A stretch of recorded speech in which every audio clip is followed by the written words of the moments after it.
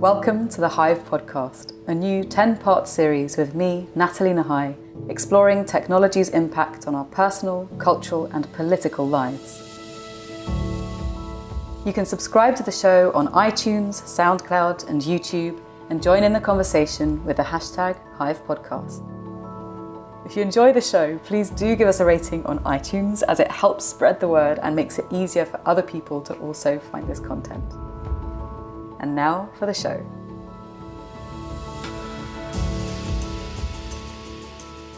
Nell Watson is an entrepreneur, an engineer and a public speaker whose work focuses on AI, cognitive science, blockchain and human society.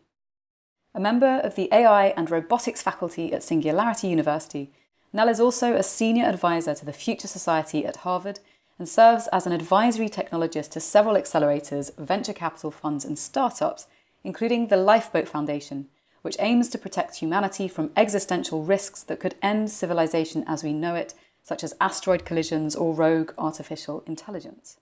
Nell is the co-founder of OpenEth, an ethical explication engine that aims to crowdsource ethical heuristics for autonomous systems, and she's currently writing a book called The Founder Virtue. In this episode, we'll discuss the relationship between ethics, AI and empathy, and how values-based technologies could potentially enhance and enrich the fabric of human society.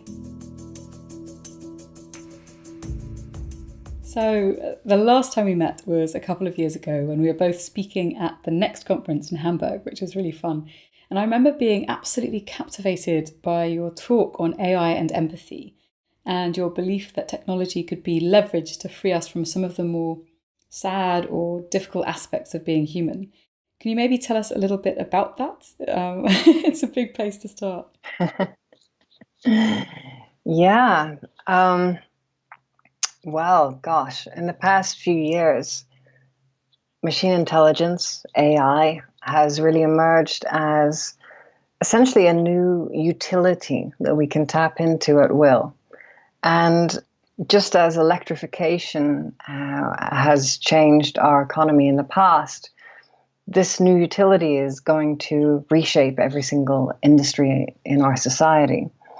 It's a form of intuitive intelligence at the moment rather than cognitive, and I think that's something important to bear in mind.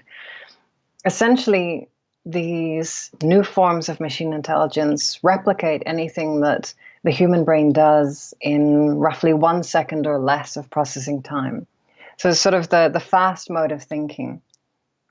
And so we have machines which can recognize a person or a scene or understand whether something is beautiful or interesting or apply kind of creative or predictive or even artistic styling elements from one thing to another.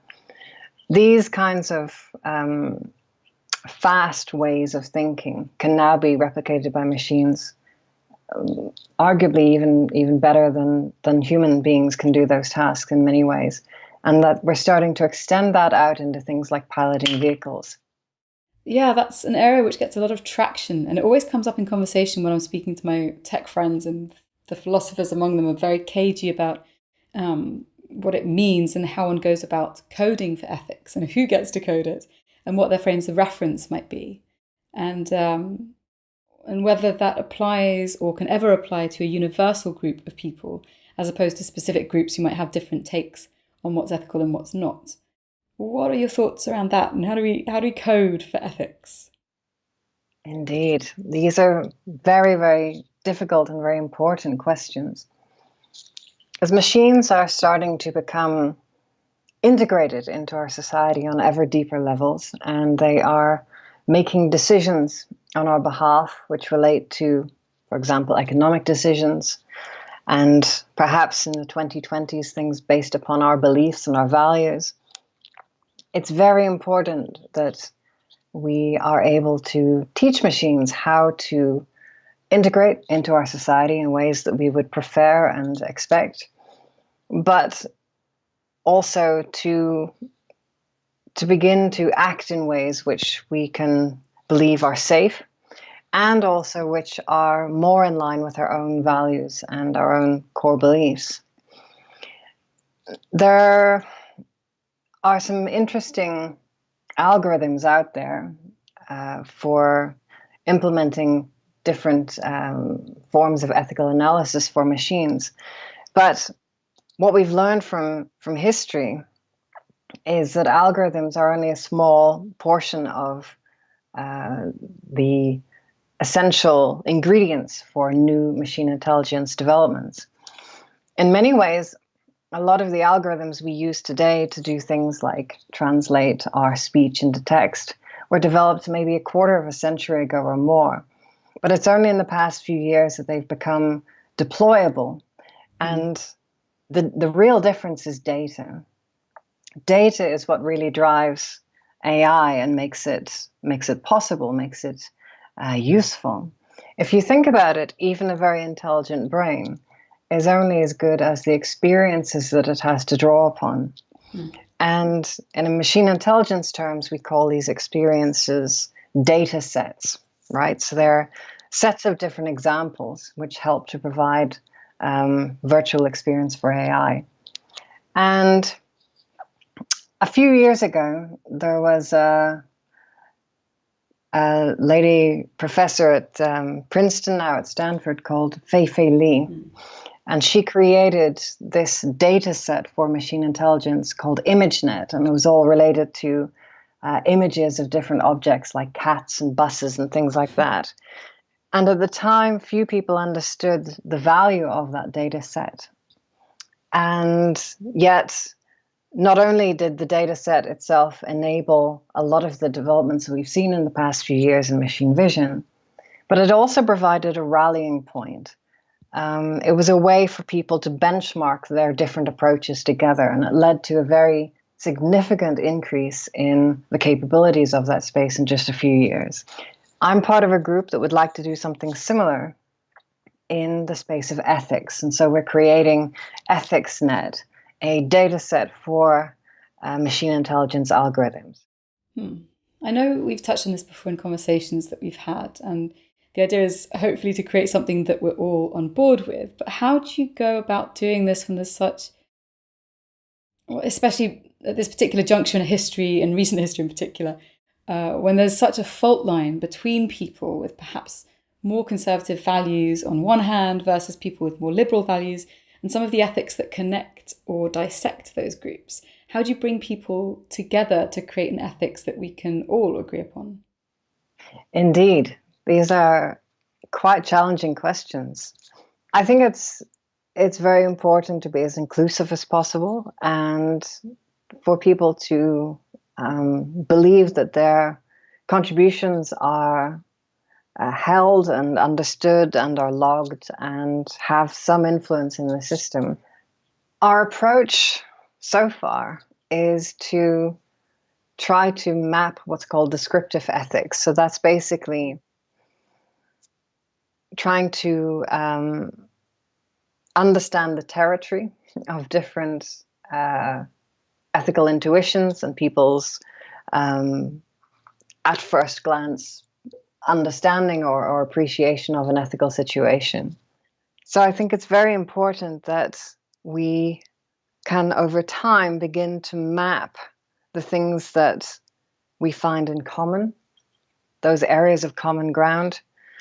And over time, it may be possible to work on what's called normative ethics. And that's basically finding ethics from applications of something like the scientific method and reasoning from first principles in order to create something like a bioethicist might create, a system of ethics that might be a little bit more nuanced or sophisticated.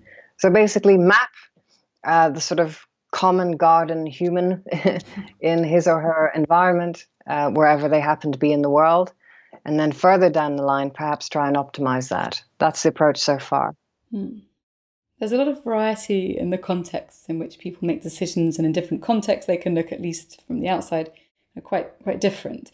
So, saying you shouldn't kill, and yet if someone's going to attack you, some of us are willing to kill to defend our loved ones, for instance. So when we're thinking about the ways in which humans can be messy and inconsistent in our application of ethics, even across similar contexts, do you think there's a possibility for creating an elevated version of ethics that we could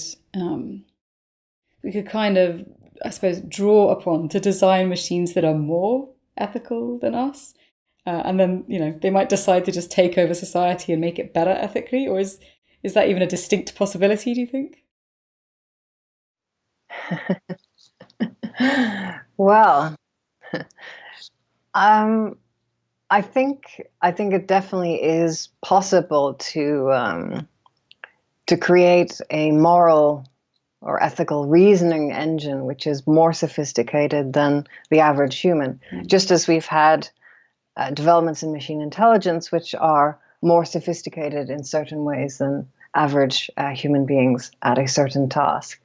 There was a psychologist called Lawrence Kohlberg who reckoned that there were maybe six or seven different levels of moral development in human beings across all cultures.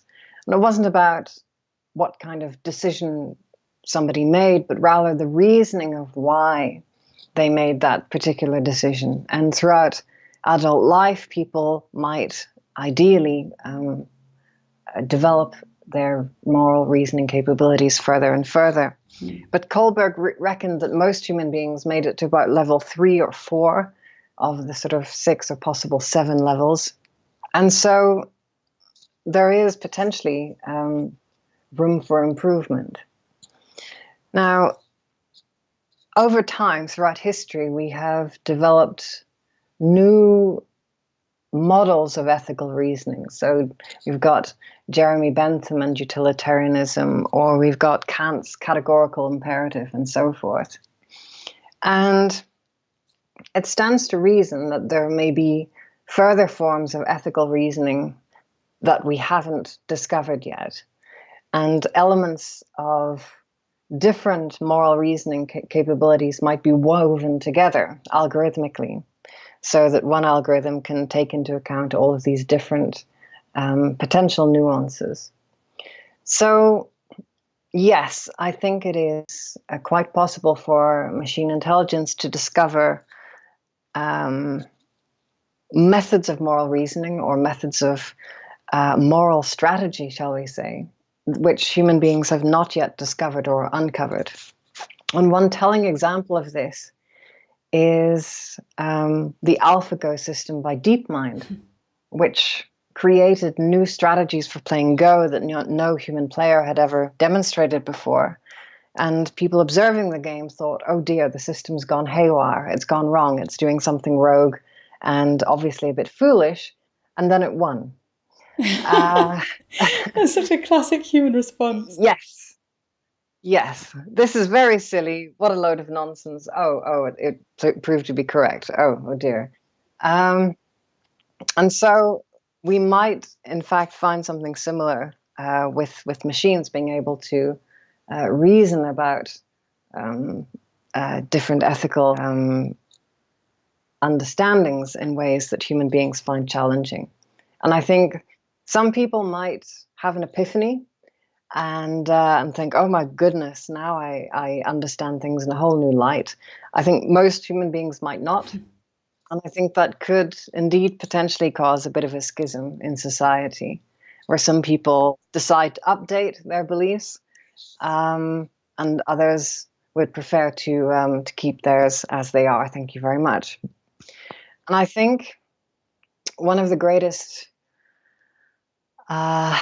dangers in the years to come is not so much from machine intelligence going rogue and threatening human beings, but rather the sort of knock-on effects of machine intelligence telling us truths that we perhaps might not wish to hear. So throughout history, we have seen examples of narcissistic injuries, right? So Copernicus and Galileo illustrating that, in fact, the Earth goes around the sun, and there are many spheres out there in the blackness of space, and that we are not necessarily unique.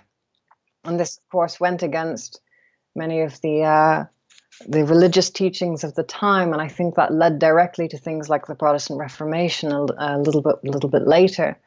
And that was an ugly business where entire villages disappeared uh, because of internecine sectarian strife. And if we fast forward a bit later, we come to Darwin's Origin of Species and the Descent of Man. And people at the time thought, this is amazing, what an amazing discovery. We mustn't tell anyone, no one must know this.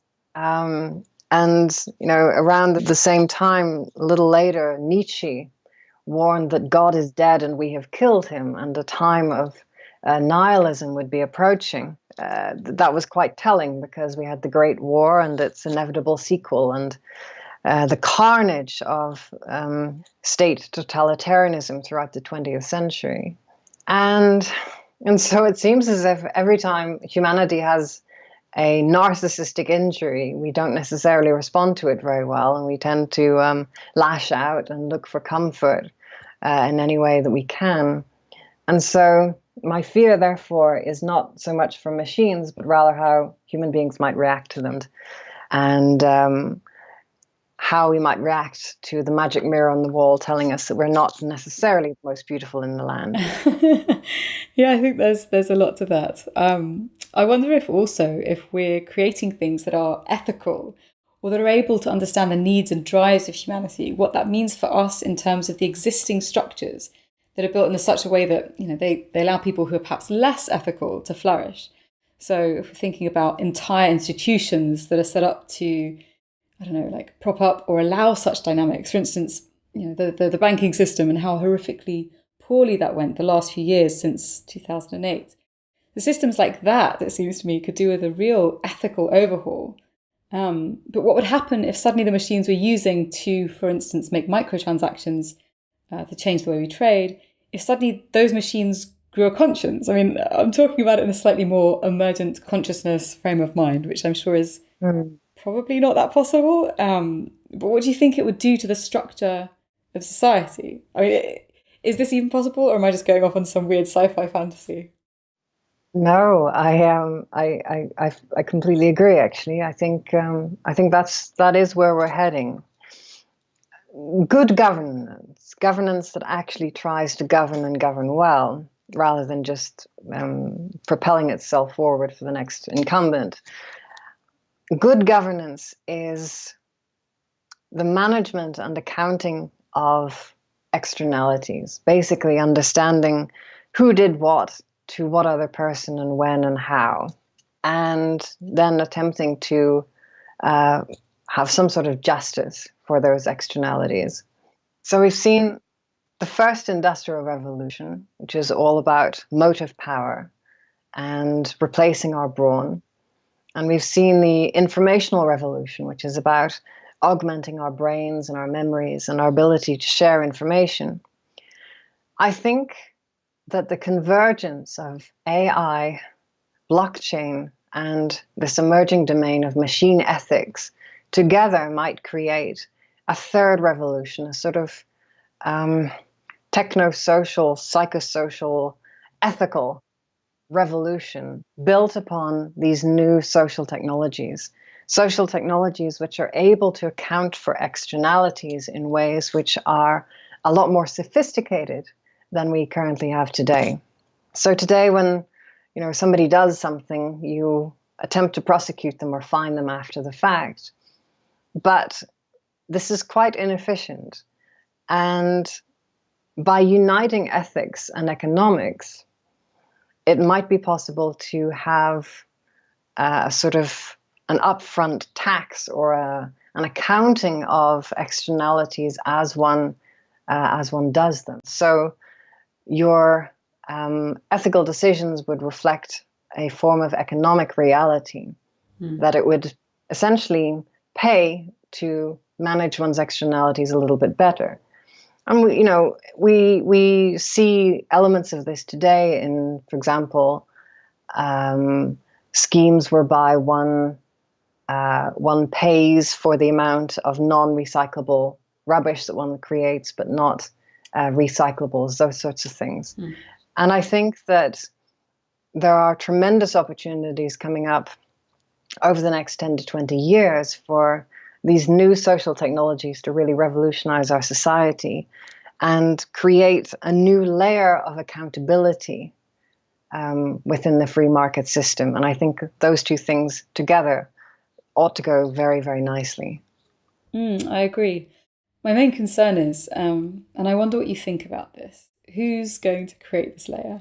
Because when you look at, for instance, the levels of surveillance now, especially in the UK, where the government and police are getting data in ways that have been deemed illegal in certain instances, but they continue to do so, there's very little incentive for them to act, I would say, more ethically.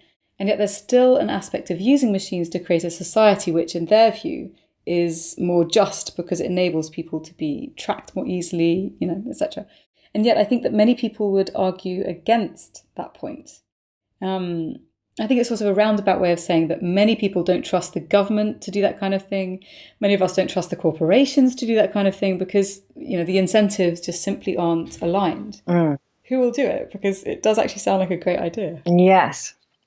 I think the main problem of government is that it is a monopoly of violence. And throughout history, it's been a necessary monopoly. There's been no real good way of getting around that, because most monopolies of violence are still preferable to an anarchic situation. And anytime that technology is applied in a way which is coercive, it usually makes the world a slightly worse place. And when it's applied in a way that is non-coercive, it usually, on balance, makes the world slightly better. And so I think that coercion is the magic poison ingredient that can turn even quite benign things not so benign. I believe that through this new layer of social technologies, we might be able to help find solutions which require less of a monopoly of violence and which are able to locate and illustrate to people win-win situations. So by win-win situations, I mean non-zero sum calculations, basically where there aren't winners and losers, but rather that both people can win or can find a way to act in symbiosis.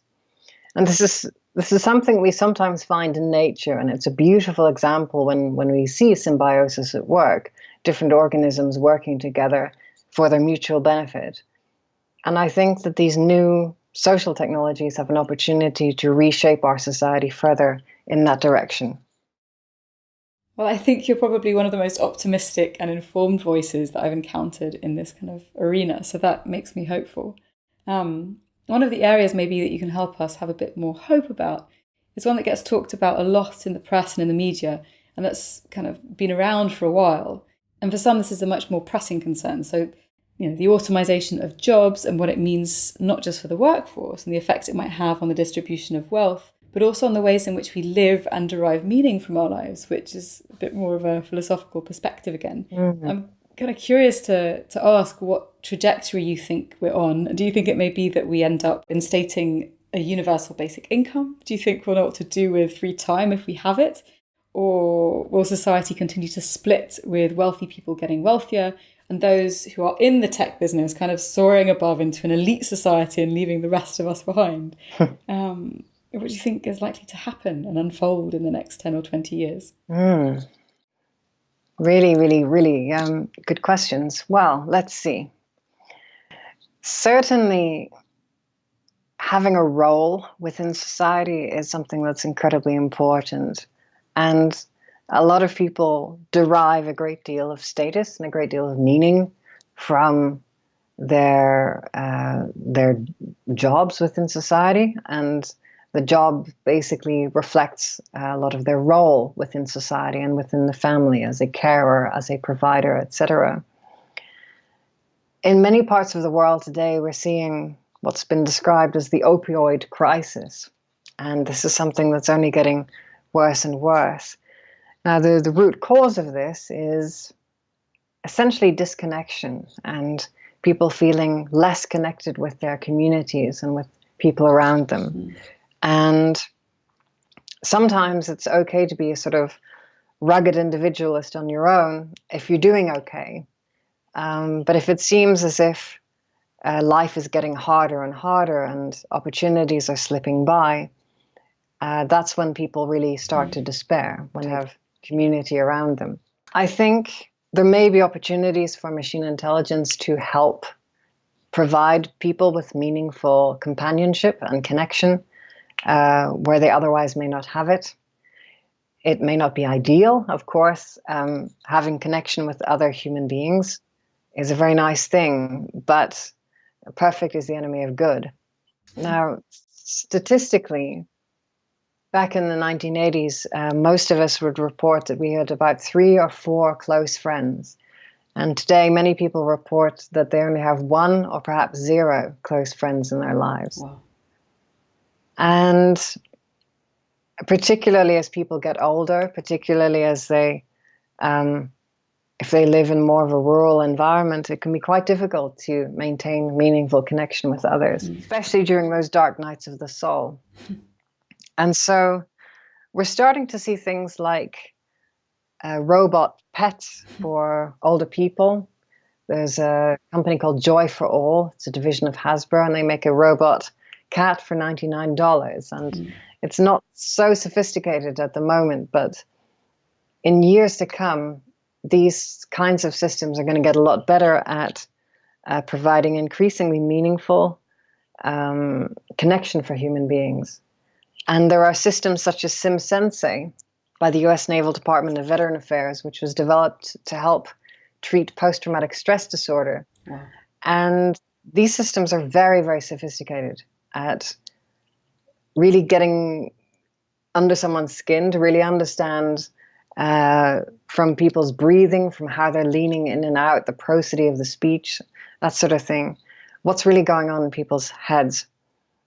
And I think that might be one way of helping to preserve society.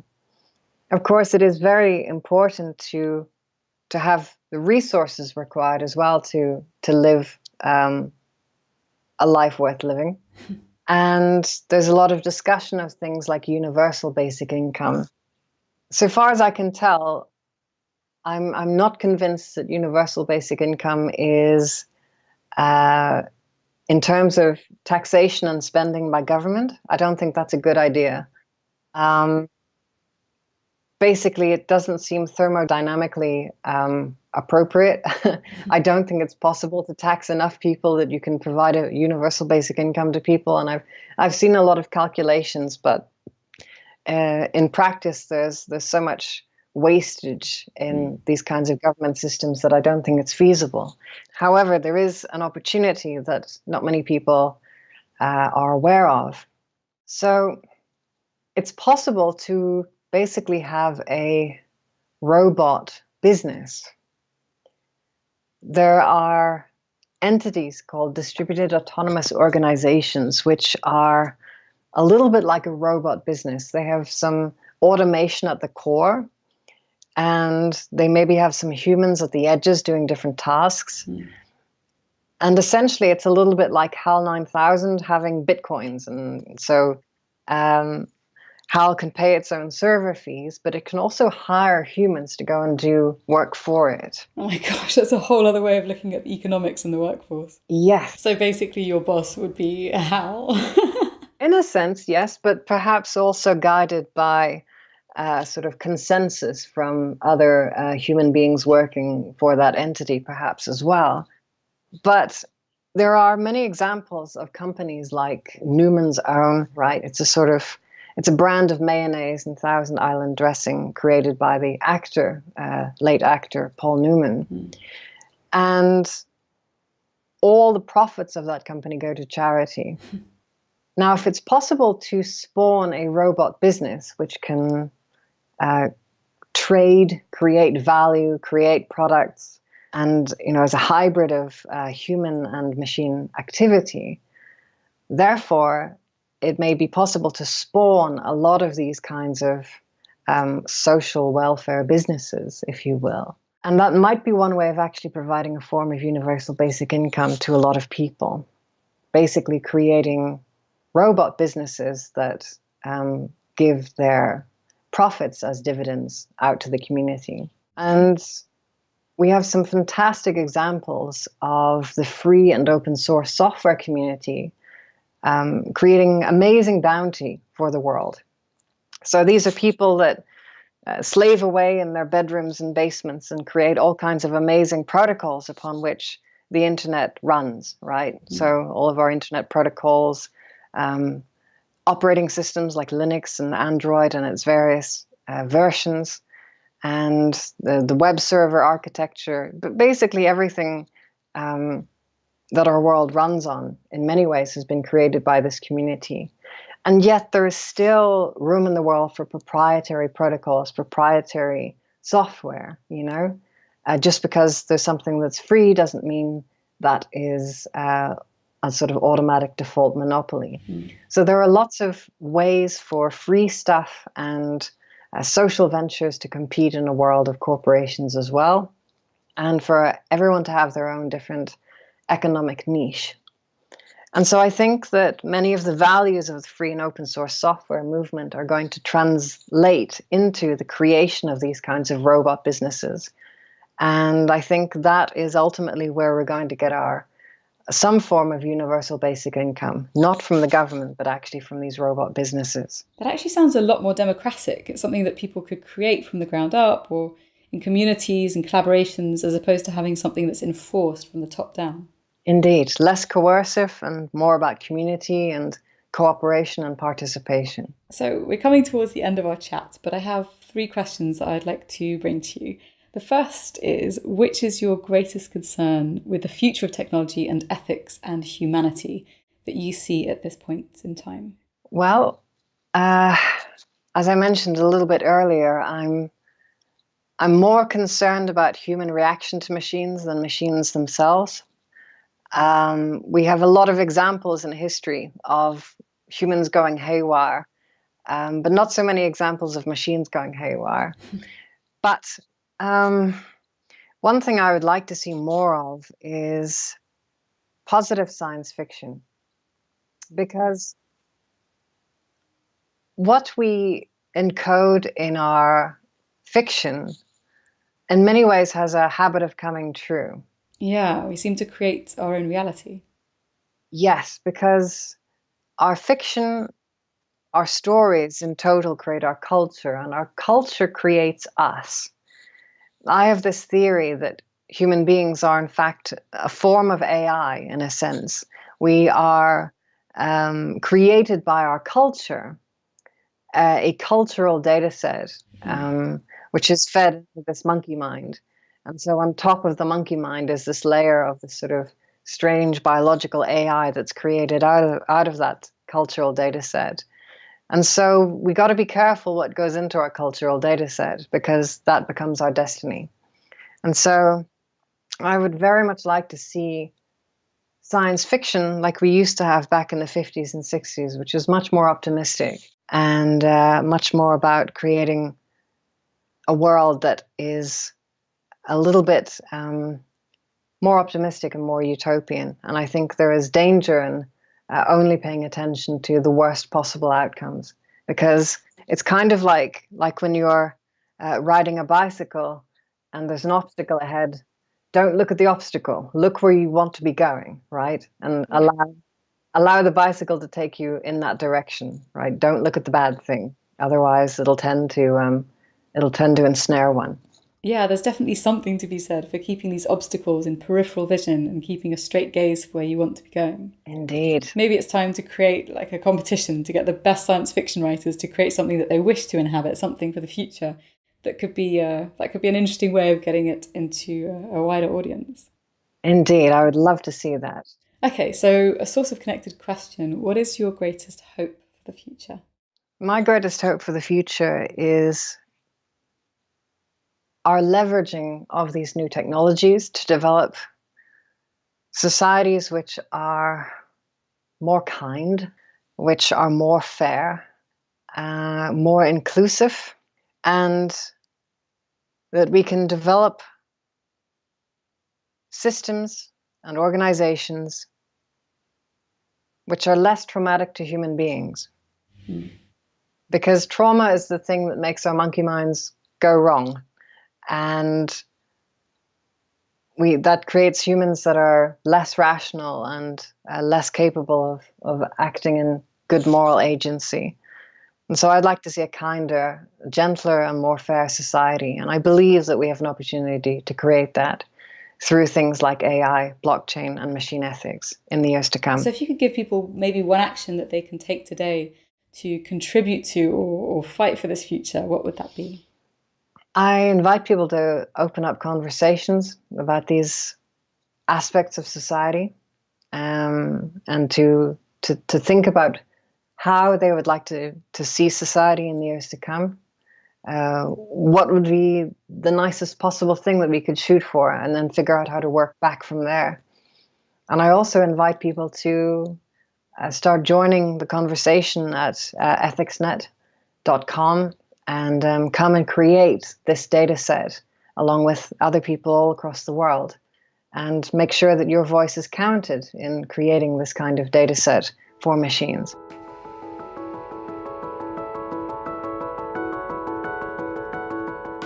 Thank you for listening to the Hive podcast with me, Nathalie Nahai. To find out more about today's guest and the topics we explored, you can find resources and links on the show notes page at natalienahai.com/The Hive podcast. If you enjoyed the show, please do give us a rating on iTunes and join in the conversation with the hashtag Hive podcast. Thanks again for listening, and I look forward to sharing more with you in the next episode.